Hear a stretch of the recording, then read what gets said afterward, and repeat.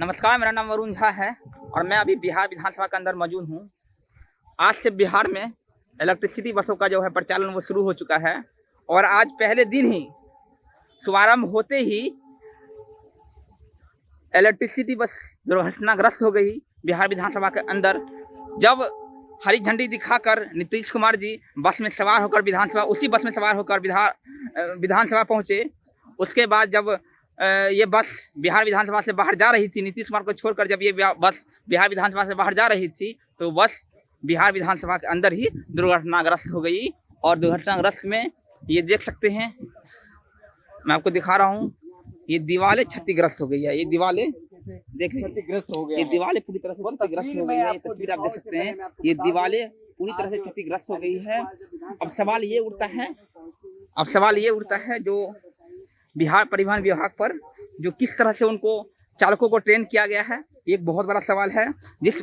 जिस बात का दावा करते हैं बिहार परिवहन विभाग, जब हमने चालकों को रखा है, हमने चालकों को ऐसी सुविधाएं दी है, ऐसा उनको ट्रेन किया है जिससे वो बिहार के भीड़ वाली सड़कों पर भी गाड़ी को दौड़ा सकते हैं। लेकिन उनका ये दावा करना कि हमारे चालक पूरी तरह से ट्रेंड है, वो सरासर गलत है। इसका जीता जाता है सबूत ये आप देख सकते हैं।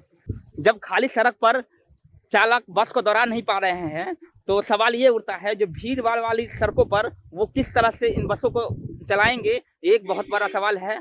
और क्या ये चालक अगर इसी तरह बस को चलाते रहें तो क्या कोई भी महफूज रहेगा, ये भी बहुत बड़ा सवाल है।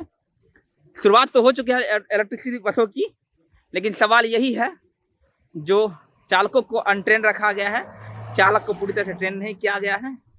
पहले दिन ही शुरुआत के कुछ ही घंटे बाद ये बस दुर्घटनाग्रस्त हो गई। सीएम नीतीश कुमार बस में सवार होकर बिहार विधानसभा पहुंचे थे। जब वो बस से उतरे उसके बाद वो बिहार विधानसभा के अंदर चले गए। सीएम नीतीश कुमार को छोड़कर जब ये बसें बिहार की सड़कों पर जा रही थी, पटना की सड़कों पर जा रही थी, उस दौरान विधानसभा के अंदर ही ये बस दुर्घटनाग्रस्त हो गई और जिसमें दीवार पूरी तरह क्षतिग्रस्त हो गई है। बस का ज्यादा नुकसान तो नहीं हुआ, इससे ये संकेत तो जरूर मिलता है बस बहुत मजबूत और टिकाऊ है।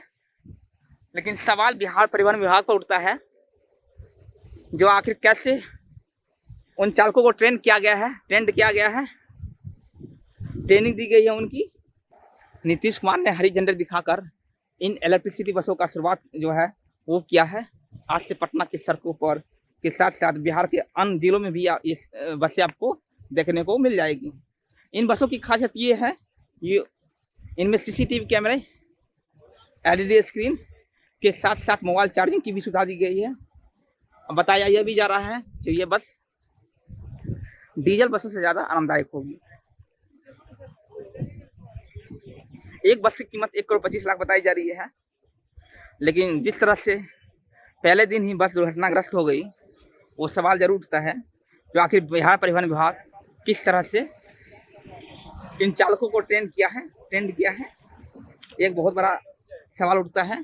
जब पहले दिन ही ये बस दुर्घटनाग्रस्त हो गई, वो भी खाली सड़कों पर, तो सवाल ये उठता है जब ये बसें भीड़ वाली सड़कों पर जाएगी तो इन बसों का क्या होगा, ये एक बहुत बड़ा सवाल उठता है। चलिए, मेरा नाम वरुण झा है। अभी हम बिहार विधानसभा के अंदर मौजूद थे। हमने आपको वो तस्वीर दिखाई जो बस दुर्घटनाग्रस्त हो गई थी। अब धन्यवाद।